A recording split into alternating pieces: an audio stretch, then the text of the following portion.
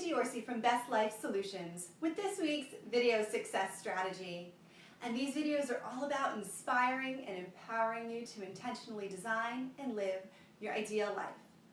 So welcome back to my 5-part series, How to Rock the End of 2012 and Kick Off 2013 with a Bang. We're up to week 4 right now, and let me just briefly recap what we talked about in the first 3 weeks in case you missed it. In week 1, we started out my 5-part process for wrapping up the year and kicking off the next with really thinking about and making a list of what we truly accomplished in 2012, anything and everything. In week 2, we took a look at what didn't go quite as well to look for the root cause of why we might not have achieved our goals so we can make sure that when we're planning going forward, we take those issues into account. And then last week, in week 3, we did one of my favorite exercises where we really took a look and defined what our ideal vision was for our lives.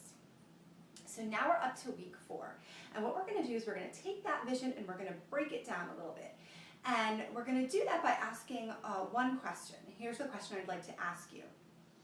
If you and I were to sit down 3 years from today and have a conversation, what would you need to have accomplished to feel really good about your progress over the last 3 years?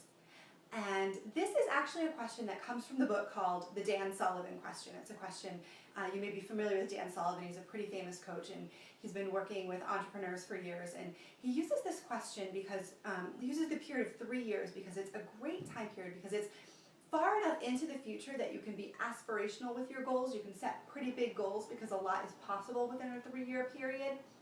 But it's also not too far away, so you can't even imagine your life in that time frame. So within a 3-year period, you can really kind of still see where you might be in your life. So it's a great time period because it allows you to stretch further than you might if you were just if you were just making your 1-year goals.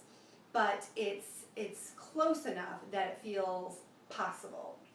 So that's the question I'd like to ask you.